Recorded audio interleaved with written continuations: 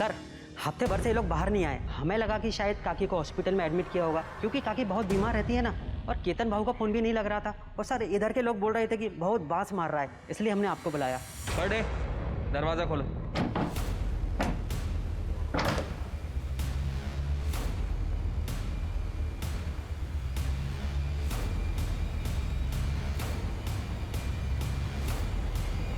साल के बेटे की उसी HTP-21 वायरस से।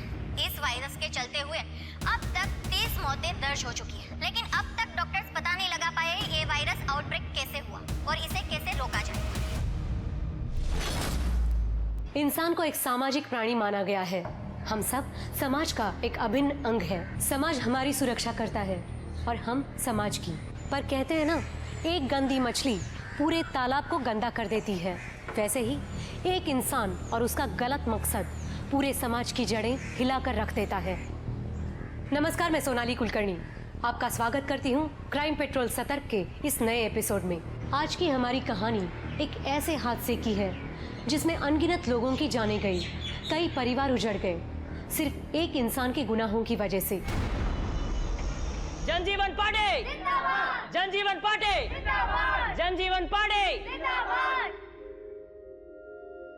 बसा, हमारे जनजीवन पार्टी ने हमारे सभी मेंबर्स के काम को देखते हुए और पार्टी की प्रेसिडेंट से डिस्कस करने के बाद हमारी जनजीवन पार्टी ने ये डिसाइड किया है कि सोलापुर यूथ विंग को इसके आगे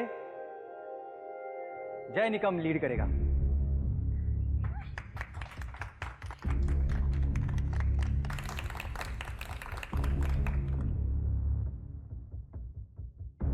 थैंक यू दादा। अपने नाम की तरह पार्टी का भी हर जगह जय जयकार होना चाहिए। बिल्कुल दादा, देखना कैसे सोलापुर के सारे वोट्स मैं अपनी तरफ कन्वर्ट कराता हूँ। ये हुई ना बात। जनजीवन पार्टी जिंदाबाद! जनजीवन पार्टी जिंदाबाद! जनजीवन पार्टी जिंदाबाद! दादा, तू म्हणाला होतास की यूथ विंगची हेड तू मला बनवशील। पूरा साल मैंने उसके लिए मेहनत की और अब ये जय। जानवी, सोशल मीडिया पे सिर्फ फोटो डालना मतलब मेहनत करना नाही होता। आणि राहिला प्रश्न जयचा, तर पार्टीचं कुठलंही काम असो, पेड़ लगाना हो, गड्ढे बुझाने हो या कोई धरना देना हो, पार्टी के हर एक काम को वो आगे से लीड करता है। तुम्हारे बाद में उसने पार्टी ज्वाइन की है, तो भी जाके पूछो सोलापुर में, हर एक बंदा उसे जानता है। पर दादा, मैं आपकी बहन, उसका कोई फायदा नहीं। ये आजकल काहीच हालत नहीं। तुम भी मेहनत करो, पार्टी का काम आगे बढ़ाओ। मैं खुद बात करूंगा तेरे पोस्ट के लिए, और सिर्फ तुम मेरी बहन हो इसलिए नहीं। शांत हो जाओ। इस जय की इमेज तो अब मैं खराब करूंगी। यार, ये ऑटो भी अभी तक नहीं आया। अरे भाऊ, काय को ऑटो से जाने का? अब तो आप पार्टी के यूथ लीडर बन गए हो। पार्टीच्या गाडीने जावे ना थाटाने। बाबू, पब्लिक के बीच रहकर ही पब्लिक की प्रॉब्लम के बारे में समझते हैं। अपन जन सेवक आहे और आज की सेवा ये शहर के गड्ढे चेक करना। ऑटो वालों को शहर के सारे गड्ढों का एड्रेस मालूम होता है। क्या म्हणतेस मीना? बरोबर ना? अगदी बरोबर। बैठो भाऊ। कितना क्यूट है ना जेरी। कौन ये politician? Excuse me, politician cute नहीं कमीने होते हैं। कौन से एंगल से? कितना ज्यादा क्यूट है वो और कितना अच्छे काम भी करता है। और पता नहीं तुझ जैसे खड़ूस को खराब क्यों लगता है। यार, वो मेरा क्रश है।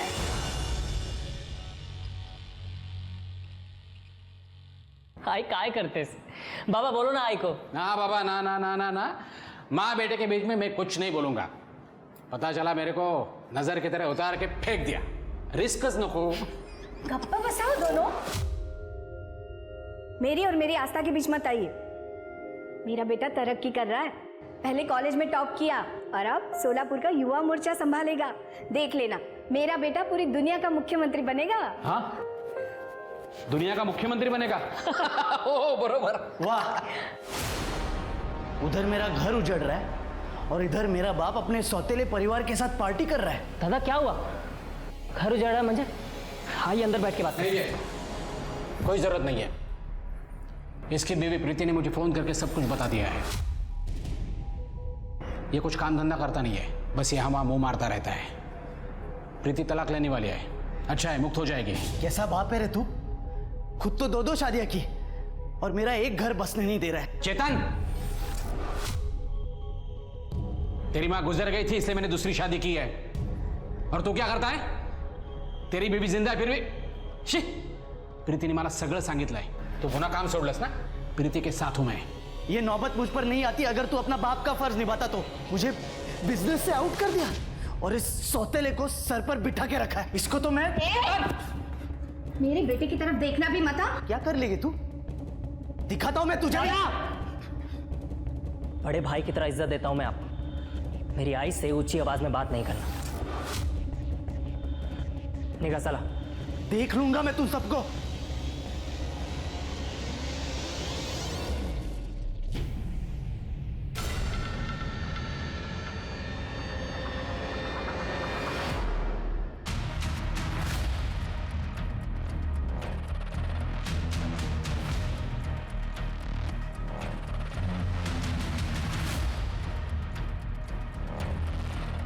जी कहिए।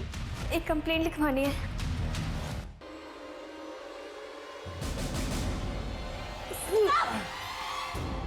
काटने नोचने का नहीं है, बीमारी है अपने को मालूम है तुमको? मैंने पूरा पैसा दिया है, पूरा मजा करूंगा। पूरा था नहीं करने का, हाँ? एक तेरा भाई है और एक तू है। काट दिया, खून भी बंद नहीं होगा। निकल तू यहाँ से, निकल, निकल तो यहाँ से, निकल। अगली बार दिखा ना तो जान से मार दो, निकल यहाँ से। जय की बहुत जय जयकार हो रही है ना, अब बदनामी भी होगी।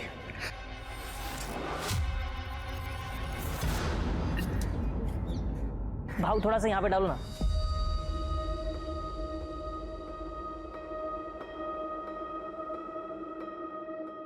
अरे इतना भी क्या अच्छा लगता है तुमको? अच्छा लगता है तो लगता है। हमारी यूनिवर्सिटी के टॉपर मिस्टर जय निकम, आज आपने शहर का आखिरी गड्ढा भर दिया है, तो आज आपको कैसा लग रहा है और इसके आगे की क्या क्या प्लानिंग है, जरा आप हमें बताएं। देश का बेस्ट लॉयर बनना, गरीबों को मुफ्त कानून व्यवस्था मुहैया करवाना और अपने शहर को बेस्ट स्मार्ट सिटी बनाना, और फिर इन सब के बीच अगर टाइम मिला तो तुमसे शादी करना।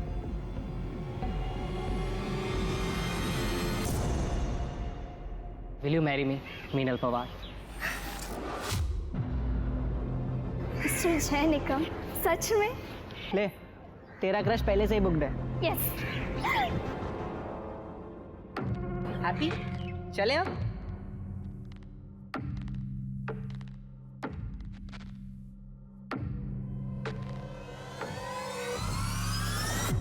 भावा कैसा है?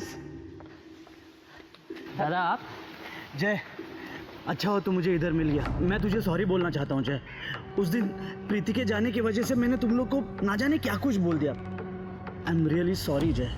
दादा कोई बात नहीं, टेंशन लगा के। नहीं लेकिन काय झालं जय? अरे तो ऐसा लगा कुछ छुपा, वो कम्बल वाला आदमी। वो भाव था, कहाँ गया?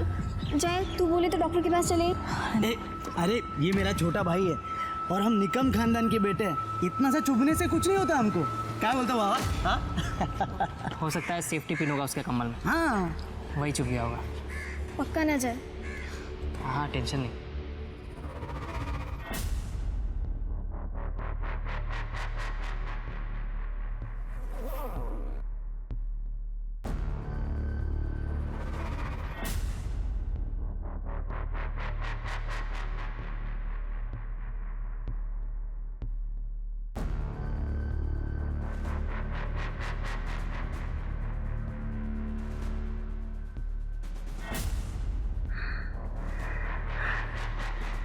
बस अब और बर्दाश्त नहीं होता।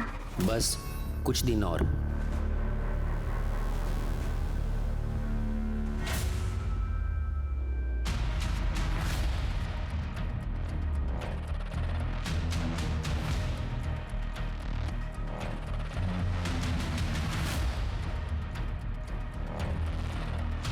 जी कहिए। एक कंप्लेंट लिखवानी है। तो मीनल जी, आपका ये कहना है कि आपके बॉयफ्रेंड जय निकम, इनकी मौत एक मर्डर है? हाँ सर, मर्डर है। 4 दिन पहले रोड पर उस दिन जो कुछ भी हुआ था, जैकी उस दिन बहुत तबीयत बिगड़ रही थी। तुरंत तो कुछ नहीं हुआ, शाम तक हमने पार्टी का पूरा काम किया जो जो एजेंडा पर था।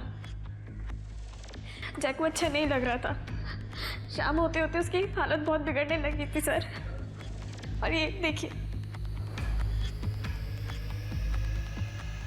मीनल जी, हमें स्टार्ट से बताइए हुआ क्या था और आपको ऐसा क्यों लगा है जय की मौत मर्डर है? आई मुझे क्या हो रहा है? आई मुझे क्या हो रहा है? बहुत जलन हो रहा है। सब कुछ ठीक चल रहा था, एक अचानक ये सब क्या हो गया? आई बाबा को बोल रहा हूँ तो सब ठीक कर देते तेरा। आओ बगाना, मेरे बच्चे को क्या हो रहा है? बुलाइए ना किसी को। डॉक्टर जादव को फ़ोन किया है मैंने, वो आते ही होंगे। अंकल पता नहीं सुबह वो कोई पिन चुभने के बाद से ये सब हो रहा है। मैंने जय को बोला भी था कि डॉक्टर के पास चलते, लेकिन ये चेतन की वजह से जय डॉक्टर के पास भी नहीं गया। तू चुप कर, देर शाही मत बना। बाबा बुरा मत मानना, लेकिन ये सब सिम्टम्स देख के लग रहा है कि इसे नागिन हुआ है। क्या?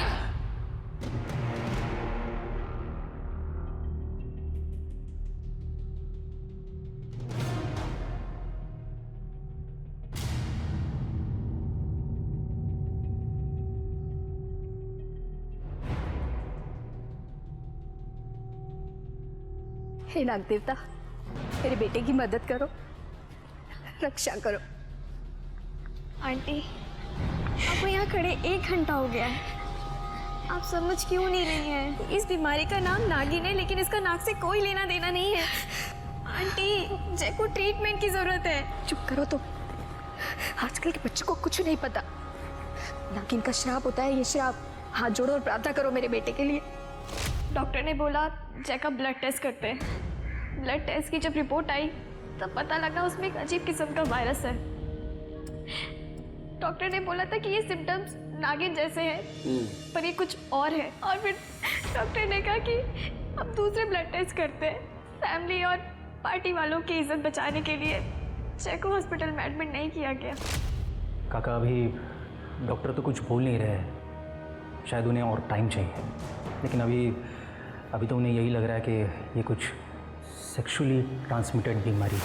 अहो, आमचा जय तसा नाही है तसा तो। चला ना, जय को हॉस्पिटल लेके जाते हैं। काकू चलो ना। काकू, देखिए, आप तो जानते हैं अगर ये बात बाहर आ गई तो हमारी पार्टी की बहुत बदनामी होगी, और हमारे घर की भी। बिल्कुल। देखिए, इसलिए मैं चाहता हूँ कि जय का जो भी इलाज करना है वो यहाँ हो, अपने घर में।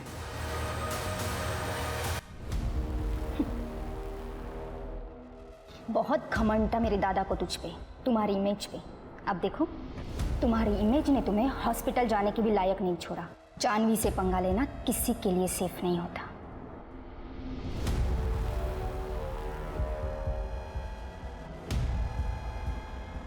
टेक केयर जय। जानवी जिस तरह से बात कर रही थी, मुझे कुछ अजीब लगा। डॉक्टर के पास लेकर जाना पड़ेगा। हाँ, अस्पताल लेके जाते। लेकिन वो क्या वो? तो जय के सौतेले भाई चेतन और जानवी पर आपको शक है? जी सर, क्योंकि सर जय को जिस दिन वो सुई चुभी थी, चेतन बाबू वहीं पर ही थे। और सर जब जय की डेथ हुई थी तो चेतन बाबू ने 2-3 घंटे में जय का डेथ सर्टिफिकेट भी जुगाड़ लिया था, वो भी योगेश भाव के नाम पर।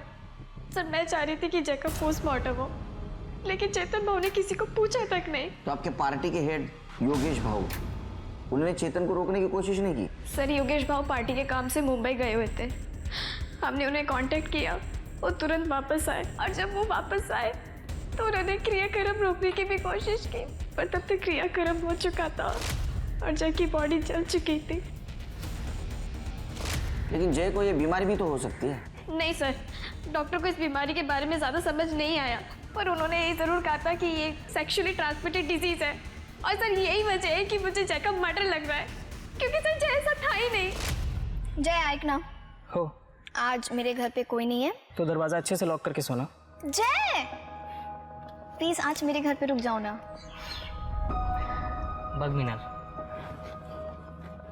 मैं ना बहुत ओल्ड फैशन, मैं तुझे प्रेम करता हूँ। मैंने शादी के बाद ही तुझे अपना बनाना चाहता हूँ। जब तू मेरी अर्धांगिनी बनेगी तभी मेरा तुझ पे कोई हक होगा। सर प्लीज मैं आपके हाथ जोड़ती हूँ, जय का मर्डर हुआ है, प्लीज आप इस पे इन्वेस्टिगेशन कीजिए सर, प्लीज प्लीज सर। हम जरूर इन्वेस्टिगेट करने की कोशिश करेंगे। अब जाइए। Thank you sir. ये चेतन को बहुत जल्दी थी भाई का अंतिम संस्कार करने की। शिर्के, जय के दोस्त और योगेश, उनसे पूछताछ करो। और सबसे इंपॉर्टेंट, वो कंबल वाला, उसने ऐसा क्या चुभाया कि जय की मौत हो गई?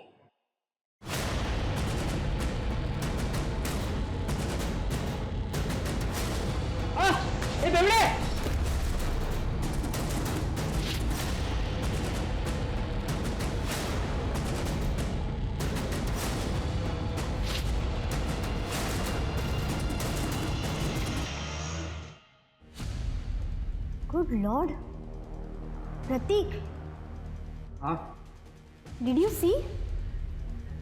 देखो, सारी रिपोर्ट पॉजिटिव है। ऐसा लग रहा है सारा शहर अनसिफ सेक्स कर रहा। व्हाट? ये तो नई किस्म की बीमारी लग रही है। लगता है हमें रिपोर्ट करना चाहिए। Shut up. अरे अच्छा कमाने का मौका मिला है, तुम्हें बर्दाश्त नहीं हो रहा है क्या? जैसे चल रहा है चलने दो।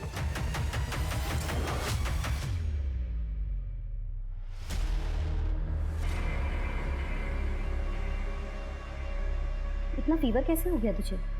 बारिश में भीगी थी क्या? नहीं मॉम, पता नहीं क्यों मुझे बैक में बहुत ज़्यादा ईचिंग हो रही है। Let me check.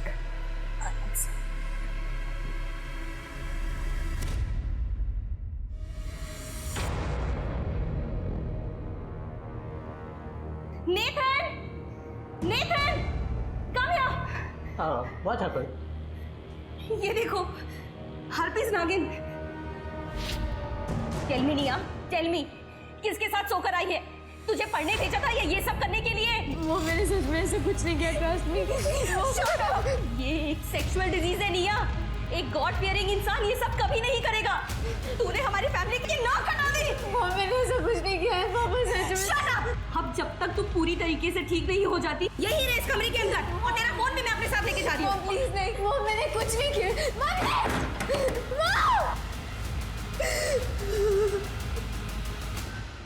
सर हमें तो होश ही नहीं था जय के जाने के बाद।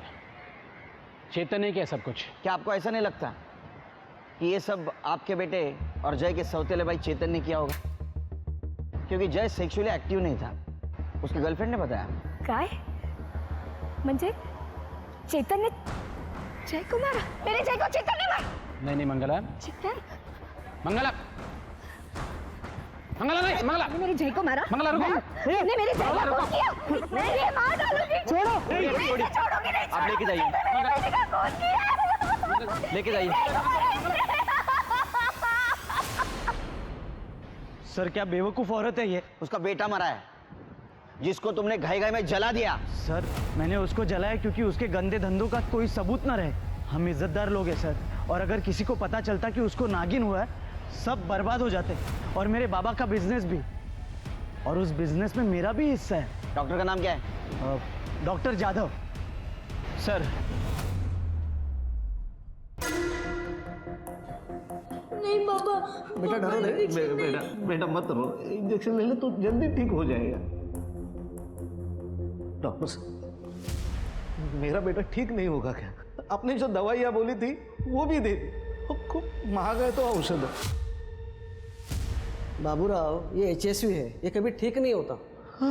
ऊपर से तेरा बच्चा प्रीमेच्योर पैदा हुआ था और बहुत कमजोर है, इसलिए बार बार बीमार हो जाता है। इसका मतलब इस बीमारी का कोई इलाज नहीं? नहीं। डॉक्टर साहब जी, हम लोग कावेरी नगर पुलिस स्टेशन से आए हैं। जय निकम की मौत की इन्वेस्टिगेशन कर रहे हैं। आपसे कुछ बात करनी थी। ओके आइए ना। बेटा रो मत, सब ठीक हो जाएगा। Good boy. हाँ डॉक्टर साहब। जय को HSV वायरस ही लग रहा था। मैंने उसका ब्लड टेस्ट करने को बोला था, पर उसका रिपोर्ट आने से पहले ही। डॉक्टर साहब, दरअसल ये बीमारी होती कैसे है? यंगस्टर्स जो काफ़ी एक्टिव रहते हैं सेक्सुअली, खासकर अपने मल्टीपल पार्टनर्स के साथ, उनमें ये काफ़ी कॉमन है। पर जय के केस में ऐसा लग तो नहीं रहा था कि उसको ऐसी बीमारी हो सकती है, क्योंकि पहले दिन वो इतना सीवियर नहीं था। उसकी तबीयत एकदम अचानक लास्ट में ही बिगड़ी। पर हमें तो पता चला था कि जय सेक्सुअली एक्टिव नहीं था। हाँ, लेकिन उसके सिम्टम्स तो HSV जैसे ही लग रहे थे। डॉक्टर साहब, अब जय की बॉडी तो क्रीमेट कर दी गई है। आपके पास उसका कोई ब्लड सैंपल है, कोई ब्लड टिश्यू जो हमारी हेल्प कर सके? देखिए, डोंगरे लैब में सब टेस्ट हुए थे, आप वहाँ ट्राई कर सकते हैं, आपको एक आध सैंपल मिल जाए।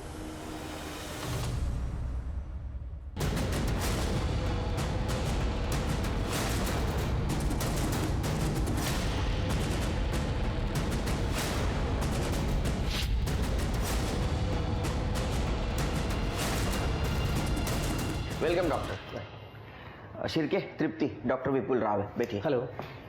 इंडिया के सबसे बेस्ट मेडिकल कॉलेज में प्रोफेसर है। इनको जय के केस के सिलसिले में यहाँ बुलाया। डॉक्टर, आप इतने शॉर्ट नोटिस पर यहाँ आए। अरे it's all my pleasure, thanks. वैसे तो पूरी केस मैंने आपको बता दी है।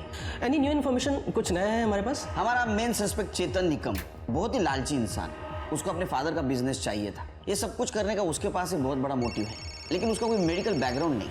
डॉक्टर, क्या कोई आम आदमी ऐसा कुछ कर सकता है? All okay doctor? एक minute. Sir, first priority. Tripti, okay, ठीक है ना डॉक्टर साहब?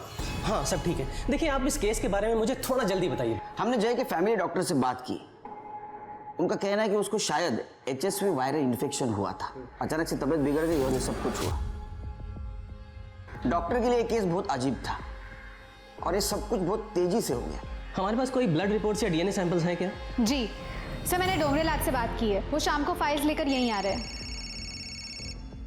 शाम को?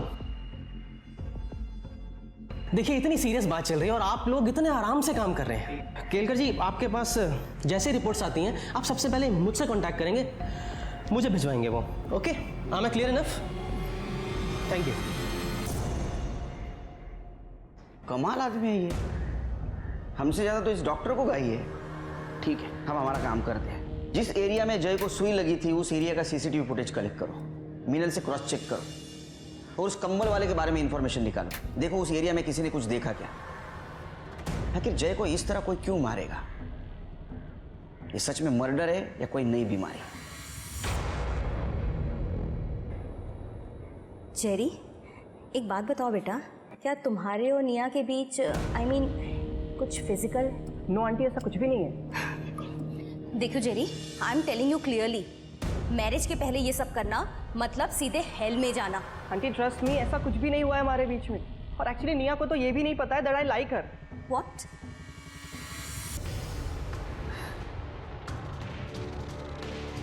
निया बेटा प्लीज मुझे बता, तो किसके साथ फिजिकली इन्वॉल्व हुई है? किसी के साथ कुछ भी नहीं किया।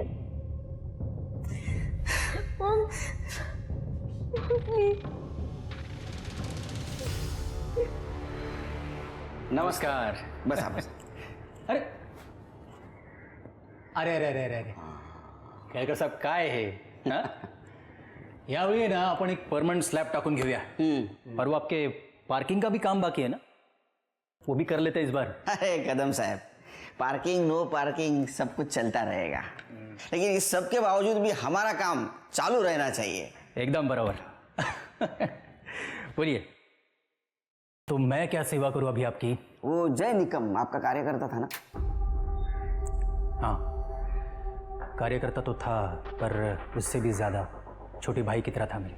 मैंने खुद उसे पार्टी का सारा काम सिखाया था। और सुनने में आया था कि वो रेड लाइट एरिया में कुछ सोशल वर्क कर रहा है, सेक्स वर्कर्स की हेल्प करना वगैरह। और आखिर भटक गया। लेकिन उसके बावजूद भी आपने उसको पार्टी से नहीं निकाला?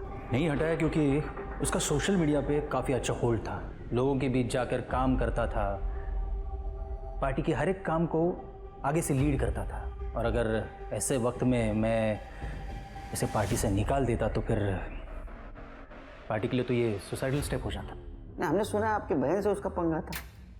नहीं, पंगा नहीं, बस दो यंग मेंबर्स में कंपटीशन था। दोनों सोलापुर युवा मोर्चा लीड करना चाहते थे। कोई शक नहीं कि जय में ज़्यादा काबिलियत थी। लेकिन इस सब की वजह से आपके बहन को तो गुस्सा आया होगा। और शायद इसीलिए उसने बदला लेने की बात की। केलकर साहब, जानवी जिद्दी है, इसीलिए अभी तक पार्टी में आगे भी नहीं बढ़ी। जय की मौत तो कुछ HSV वायरस से हुई है ना, तो फिर मतलब ये इंक्वायरी वगैरह। क्योंकि वो बीमार होने से पहले उसको किसी ने कुछ चुभाया था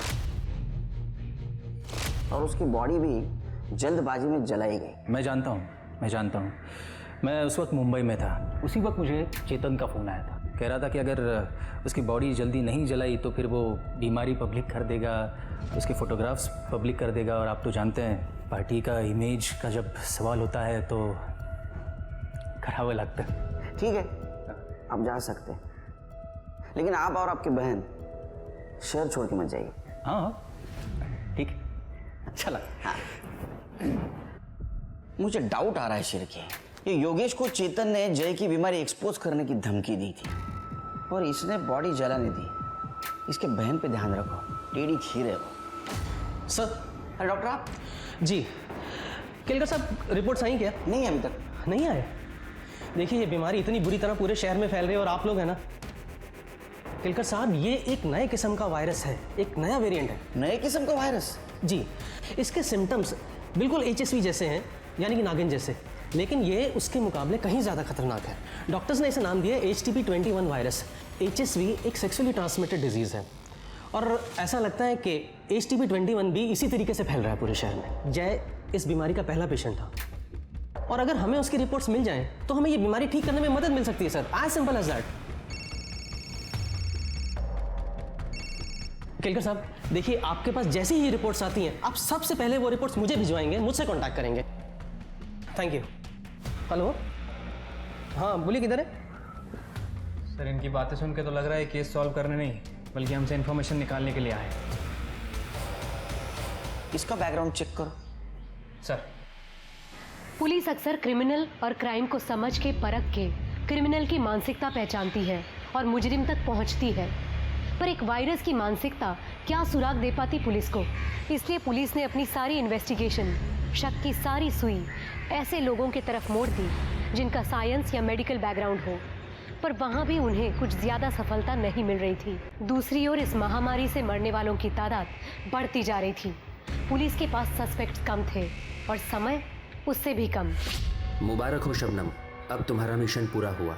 शहर में लोग धड़ाधड़ मर रहे हैं, सब कुछ तुम्हारी हिम्मत की वजह से हुआ है। अब उन्हें समझ में आएगा कि दर्द क्या होता है। अब मुझे मार दो, अब और बर्दाश्त नहीं होता। तेरी बॉडी में ये वायरस और भी खतरनाक होता जा रहा है। तेरा जिंदा होना इस वायरस के पनपने के लिए बहुत ज़रूरी है।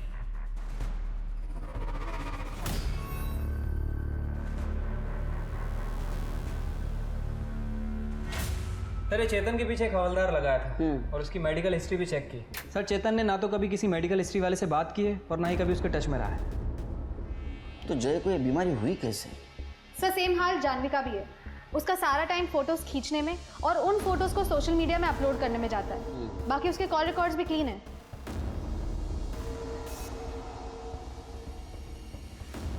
सर। अरे आपको आने में देर हो गई। सॉरी सर, वो मेरी वाइफ चाहती। जय की रिपोर्ट सर। जी दिखाइए जरा। प्रतीक, जय इस केस का पहला पेशेंट था ना? जी, उसके बाद से ही शहर में केसेस बढ़ने स्टार्ट हुए थे। नहीं प्रतीक, ये सिर्फ सोलापुर में हो रहा है क्या? As far as I know, yes. Kelkar साहब, पूरे देश का मेडिकल डेटा एक्सेस करने का क्लियरेंस पुलिस वालों के पास होता है ना? विपुल जी काम डाउन, काम डाउन। आपको कंसल्टिंग के लिए यहाँ बुलाया, इंट्रोगेट करने के लिए नहीं। Okay, I am sorry. Prateek एक बात बताओ, जय इस केस का पहला पेशेंट था। देखिए अगर जय सोर्स है और अगर हमें उसका ब्लड सैंपल मिल जाए तो हमें ये बीमारी ठीक करने में काफ़ी मदद मिल सकती है, हेल्प मिल सकती है हमें। सर फिलहाल वर्कलोड काफ़ी ज़्यादा है, पर फिर भी मैं ट्रैक करने की कोशिश करूँगा। I try my best. देखिए आप मेडिकल फील्ड से हो, अगर फिर से कुछ ज़रूरत पड़ी तो मैं बुला लूँगा आपको। Sure sir. Okay sir, fine. Thank you sir. Okay.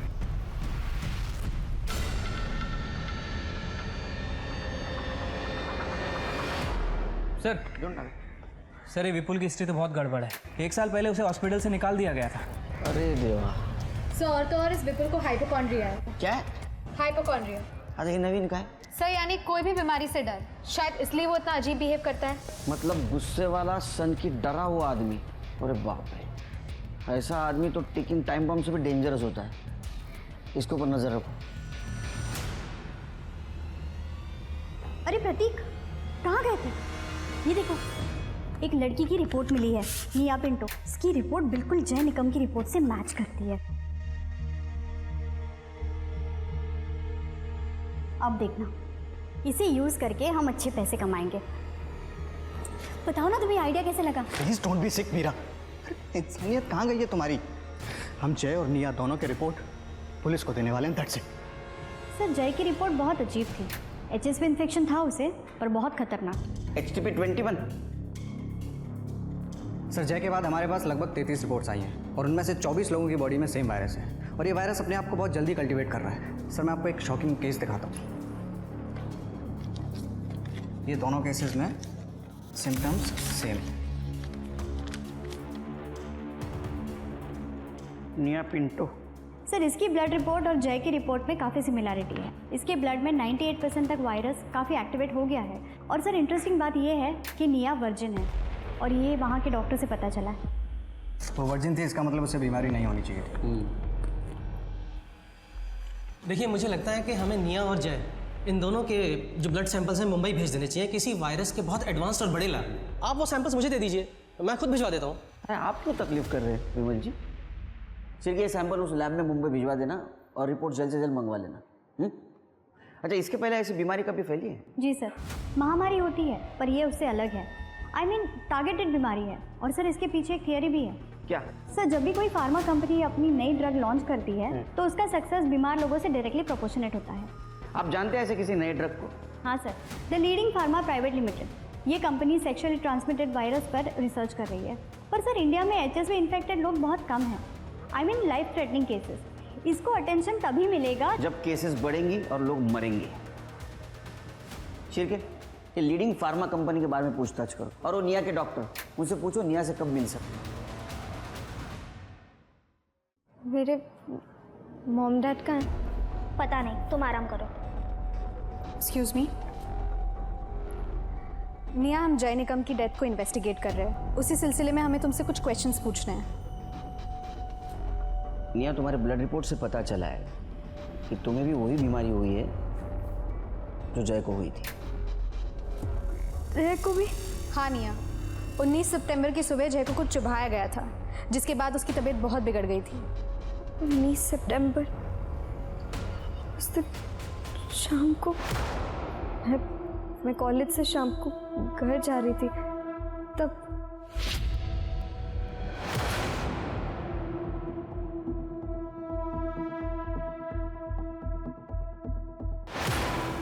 निया, हमें आई विटनेस ने बताया वहाँ एक कंबल वाला था। क्या तुम उसको जानती हो? देखा था उसको? नहीं। तृप्ति, उस एरिया में CCTV का पता करो। जी सर। सर, वो लीडिंग फार्मा वालों का तो हाथ नहीं लग रहा है। वो लोग HIV की दवा पे टेस्टिंग कर रहे हैं। उसके CEO से मेरी बात हुई है, उन्होंने अपना डेटा भी भेजा है। अरे इतने टेस्टिंग तो मेट्रोपॉलिटन सिटी में होते हैं। हाँ सर, वही तो मैं भी कह रहा हूँ। और STP 21 सिर्फ सोलापुर में फैला है। इससे इन लोगों को कोई फायदा नहीं होने वाला। सर, हमें वो फुटेज मिल गया है जहाँ निया को इंजेक्शन चुभा था। और सर, वो कंबल वाला आदमी भी वहीं से गुजरा था। मिनल को बुलाओ फुटेज चेक करने के लिए, देखो कुछ मिलता है क्या। जी सर। सर, वैसे मैंने सभी पेशेंट्स के परिवार वालों से बात की। ये सबको STP 21 इन्फेक्शन से पहले कोई चीज़ चुभाई गई थी और सभी ने अपने एरिया में कोई कंबल वाला आदमी देखा था। इसका मतलब है सेक्सुअली ट्रांसमिटेड डिसीज कोई इंजेक्शन के थ्रू फैला रहा है। हो सकता है सर। वैसे कुछ दिन पहले हमने एक डिस्ट्रेस कॉल भी अटेंड किया था। और मिनल, इन दोनों से कुछ क्लू मिल सकता है। सर, आपने विपुल पे नज़र रखने के लिए कहा था। सर, उसने अपना पूरा घर बंद कर लिया है। और एक बात सर, उसने बहुत सारा सर्जरी का सामान खरीदा है।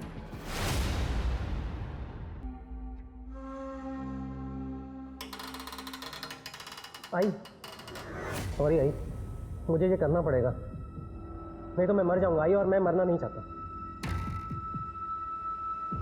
अरे तू क्या कर रहा है? हाँ, क्या कर रहा है मूर्ख?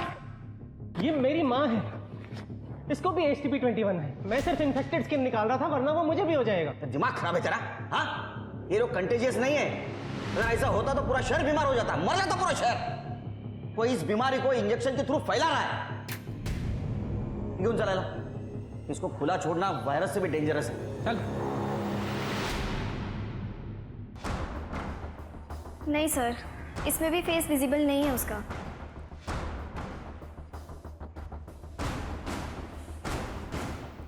सर इसे कहीं तो देखा है.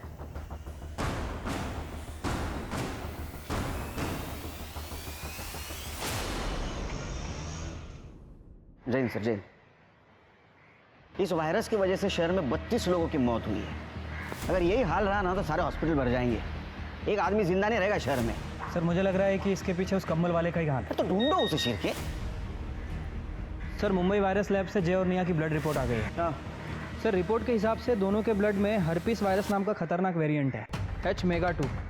और सर इसके साथ साथ ITP ब्लड डिसऑर्डर के ट्रेसेस भी मिले हैं. STP-21 इसी का म्यूटेंट वर्जन है सर. मतलब ये दोनों बीमारियां एक दूसरे से जुड़ी हुई है? नहीं सर, मुझे कुछ गड़बड़ लग रही है. सर ये देखिए, पिछले महीने मुंबई वायरस लैब से H-MEGA2 मंगवाया गया था और एड्रेस देखिए डोंगरी लैब का है. उठाओ उनको. ये वायरस तुमने मंगवाया था. ये वायरस तुमने सारे शहर में फैला है. 32 लोगों की मौत हो गई. मर्डर का केस ठोकूंगा. नाटक बंद करो. नहीं सर, वो सर हम मानते हैं कि हम अपनी पर्सनल स्टडीज के लिए ये सब सैंपल मंगवाते थे, लेकिन सर ये हमने नहीं मंगवाया. ये क्या है? ये तुम्हारा लेटर हेड. तुमने रिक्वेस्ट की थी ना मुंबई लैबोरेटरीज को वायरस के लिए. ये तुम्हारा सर्टिफिकेट, ये तुम्हारा लाइसेंस, ये क्या सब फेक है? सर एक मिनट. सर हम क्लिनिक के एड्रेस पे कुछ भी नहीं मंगवाते थे. जितने भी पर्सनल एक्सपेरिमेंट्स थे हम सारे घर पर ही करते थे. बकवास बंद. बिल्कुल बकवास बंद. हमारे पास जितने भी सस्पेक्ट है सबसे पूछताछ हो गई. उसमें से तुम ही ऐसे सस्पेक्ट हो जिसको वायरस के बारे में मालूमात थी. सर इस रिपोर्ट में एक खास बात है. ITP disease. Sir it's a blood disorder और ये डिसीज़ बहुत रेयर होती है. इस डिसीज़ में ब्रूसिंग होती है, ब्लीडिंग होती है. सर हम रिक्वेस्ट कर रहे हैं आपसे, आप हमारे कहने पर प्लीज़ सर मेडिकल एसोसिएशन से लिस्ट चेक करवा लीजिए. आपको सब कुछ मिल जाए. पेशेंट्स को चेक किया. जय का कनेक्शन सिर्फ एक ही पेशेंट से मिला है. उसका नाम है शबनम, जो रेड लाइट एरिया में रहती है. और सर ये शबनम 2 सितंबर से गायब है. क्यों? क्या हुआ? सर चेतन और शबनम का झगड़ा हुआ था, जिसके बाद शबनम ने चेतन को बेइज्जत करके घर से निकाल दिया था. तो चेतन ने अफवाह फैला दी कि शबनम को नागिन की बीमारी है. उसके बाद शबनम का धंधा बंद हो गया. उसको बीमारी थी? No sir. शबनम को रेयर ITP बीमारी थी ना, तो उसकी दवा या बिल ऐसा कुछ अपने हाथ लगाया? हाँ सर, हमें दवाई मिली थी. उस दवाई को हमने फॉरेंसिक में भेजा है. सर ये दवाई का नाम है ITP 650 mg. बहुत ही महंगी और रेयर दवाई है. एक काम करो, शबनम की CDR निकालो और सोलापुर में ये दवा कौन कौन खरीदता है ये पता करो. अगर शबनम जिंदा है तो उसको दवा जरूर लगेगी. जी सर. सर मैंने शबनम के कॉल डेटा रिकॉर्ड्स चेक किए. 2 तारीख को उसकी खोली उसकी लास्ट लोकेशन थी. उसके बाद उसका फ़ोन बंद था. और सर मैंने शबनम की दवाइयाँ भी चेक की, जैसा कि आपने कहा था. अगर ये शबनम वाकई जिंदा है तो कोई ना कोई इसे दवाई ज़रूर दे रहा है सर. वैसे सोलापुर इंडस्ट्रियल कंपाउंड के पास एक मिल है सर, जो कई दिनों से बंद पड़ी है. और वहाँ पे एक मेडिकल स्टोर है. वहाँ रिसेंटली STP-21 की दवाई खरीदी गई है. लेकिन कमाल की बात यह है कि उस एरिया में इसका एक भी पेशेंट नहीं. सुनसान जगह बंद पड़ी मिल.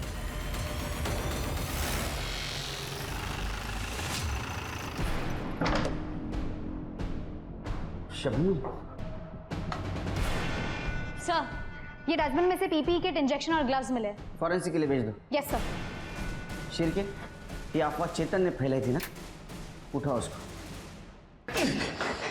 पहले शबनम के बारे में अफवाह फैलाई क्योंकि उसने वो घर से धक्के मार के निकाल दिया था, और बाद में ये सारी बीमारी तूने शहर में फैलाई. सर वो एक सेक्स वर्कर एक इज्जतदार आदमी को ऐसे भगा दे, बुरा नहीं लगेगा क्या? सेक्स वर्कर को इज्जत नहीं और उसके पास जाने वाले मर्द को बहुत इज्जत है. हाँ, उसको बदनाम करके तेरा पेट नहीं भरा इसलिए तूने उसको किडनैप किया, अपने भाई का मर्डर कर दिया. नहीं सर. ये कौन है? पहचाना? तू है ना कंबल ओढ़ के सारे शहर में घूम रहा है ना इंजेक्शन मारते? सर बगा ना, उसका कॉम्प्लेक्शन और मेरा कॉम्प्लेक्शन अलग है सर. सर जिस दिन शबनम गायब हुई थी मैं मेरी बीवी के घर पे गया था उसको मनाने. सर मैंने जय को सच में नहीं मारा है.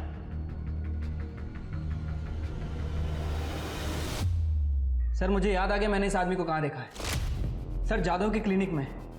पापा दर्द हो रहा है. सब ठीक होगा. अब इंजेक्शन लिया ना, चुप बैठेगा ना. ये देख मेरा कड़ा है ना, वैसे कड़ा ला के दूंगा तुझे. व्हाट? उन सबको इंजेक्शन तू दे रहा था ना? ए, तेरे से पूछ रहा हूँ, तू दे रहा था ना इंजेक्शन? बोलता क्यों नहीं, बोल। हाँ 5:30 मिनटाला घरी आलो. सर, इस बाबूराव को बहुत तोड़ा, लेकिन कुछ बोल नहीं रहा सर। इसका मतलब ये महामारी उसने नहीं फैलाई? सर, बाबूराव के बेटे को बचपन से HSV था। उसकी माँ एक सेक्स वर्कर थी। बच्चा बहुत ही प्रीमेच्योर पैदा हुआ था, इसलिए उसकी इम्यूनिटी भी बहुत कम थी। और आस पड़ोसी के लोग का कहना है कि बाबूराव बहुत ही खुश हो रहा था कि बीमारी फैल रही थी। उसका कहना था कि फाइनली उसके बेटे का इलाज हो जाएगा। इसका मतलब ये महामारी बाबूराव ने नहीं फैलाई, वो सिर्फ अपने बच्चे के इलाज के लिए सब कुछ कर रहा था। हो सकता है सर। वैसे मैंने शबनम की मेडिकल रिपोर्ट भी चेक की। शबनम को अभी तक होश नहीं आया सर, लेकिन उसकी बॉडी पे इस तरह के पंचर वुंड्स है जैसे लगता है कि किसी ने गलत तरीके से उसका ब्लड निकाला है। तो हो सकता है जिसने ब्लड निकाला उसको ब्लड निकालने का तरीका मालूम नहीं था, जैसे कि बाबूराव। सर, बाबूराव हो सकता है, लेकिन वो मुंबई से इतनी अच्छी इंग्लिश लिख के वो वायरस नहीं मंगवा सकता। उसका फ़ोन चेक करो। सर, क्लब के फिंगरप्रिंट्स मैच हो गए।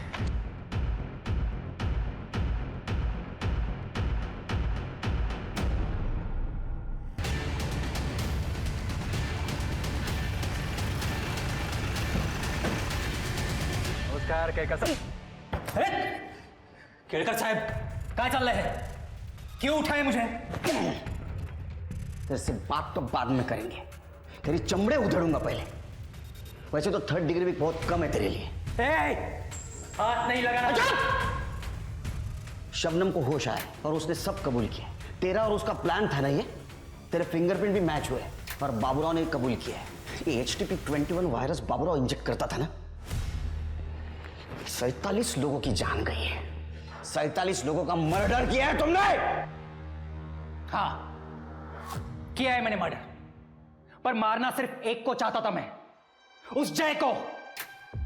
मेरे पीछे आके मेरी पोजीशन ले रहा था। आज तक पार्टी ने कभी मुझे टिकट नहीं दिया। मेरे एरिया में अगर उसे टिकट दे देती पार्टी तो मेरी इज्जत तो, इसलिए बदला लेना चाहता था मैं। उसी वक्त इस शबनम की बीमारी के बारे में मुझे पता चला। शबनम, रो क्यों रही हो? कुछ प्रॉब्लम है?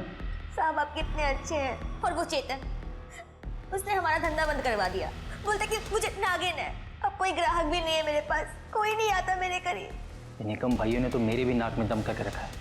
मेरा बस चले तो मैं ऐसे हर मर्द को नागिन की बीमारी दे दूं, तब इन्हें पता चलेगा कि इज्जत उतारना किसे कहते हैं। मैंने रिसर्च किया तब मुझे पता चला इस बीमारी का डेडली वेरिएंट मुंबई में है। तभी मैंने मेरे स्वीपर बाबूराव को डोंगरे लैबोरेटरी में काम पे लगा दिया।